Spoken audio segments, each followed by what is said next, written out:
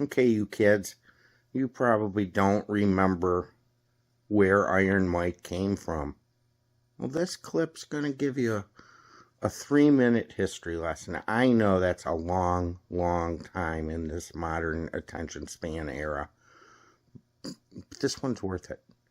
You get to see the guys that rescued Iron Mike from reform school after he had to beat kids up at school for teasing him about his lisp and picking on him. Oh boy, wrong person to pick on. Believe me, I picked on the wrong people every now and then. I had black eyes for most of 9th grade. Pretty sure it was 9th grade. But I digress again. So, check out Iron Mike. He didn't do very well last night in his big comeback bout, but I'm sure he made more money than he's made in a long time. And that's what's important.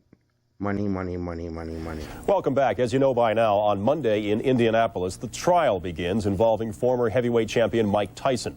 Tyson is accused of raping an 18-year-old Miss Black America contestant last summer.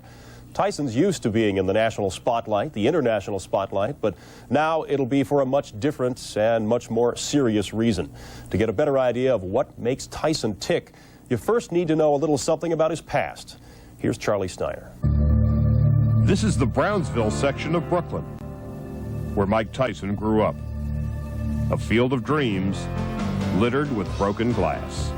Being brought up in Brownsville at a young age, as you know, I've been corrupted with the bad crowd, and I met people, and I was in an environment where all the wrong things that you did were the right thing.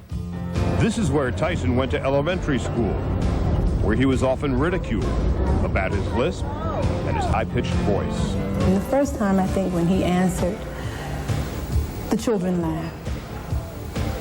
So right away, we stopped, and we spoke about that, and I got the children to understand that this was a part, of his speech.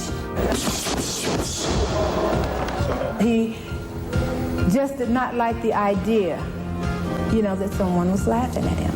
And, he began to protect himself by fighting. What used to bother me when I was younger, people used to take things from me. I used to wear glasses, and this guy, I don't believe, he took the milk, and you always had milk. He took the milk, and he took my glasses. And I wanted to get my glasses, but I was scared to fight the guy for some reason, because he talked tough. But the something that he did, it was so cruel, and I was devastated. But he took my glasses, folded them up. It was a big truck, I think it was a lunch truck. He took the gas tank open and put my glasses in the gas. Dropped them in the way you pumped the gas and put them down there, turned back, and I said, no, I can't get my glasses.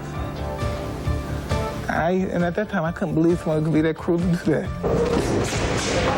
Tyson became a street urchin, resorting to petty crime. At the age of 12, when he already weighed 190 pounds, it was off to reform school in upstate New York, where he met a counselor named Bobby Stewart, who taught him how to fight in a ring. He was so interested that I work with him every night. Did he know what to do once you put the gloves on him for the first time? Didn't know his right from his left. It was Stewart who introduced Tyson to the legendary Cus D'Amato. D'Amato lived in this house in Catskill, New York with Camille Ewald, who is the closest thing Tyson has to a mother. Cus never trust anyone. And that's what he would tell him too. Don't trust anyone. If you trust, you're a fool. D'Amato's dream was to make Tyson the youngest heavyweight champion in history, but he died before the dream came true. And according to Tyson's first trainer, Teddy Atlas, D'Amato's portrait of Tyson was an incomplete picture.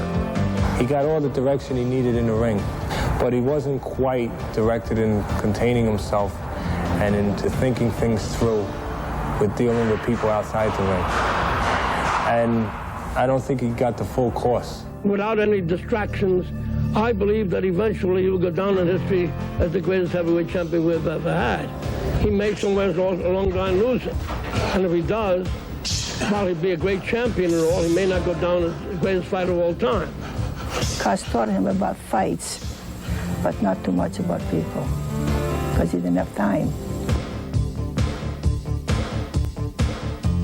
Our coverage of the Tyson trial begins Sunday morning with an in-depth conversation with the former champ. And then beginning Monday, Charlie Steiner will have daily reports from Indianapolis.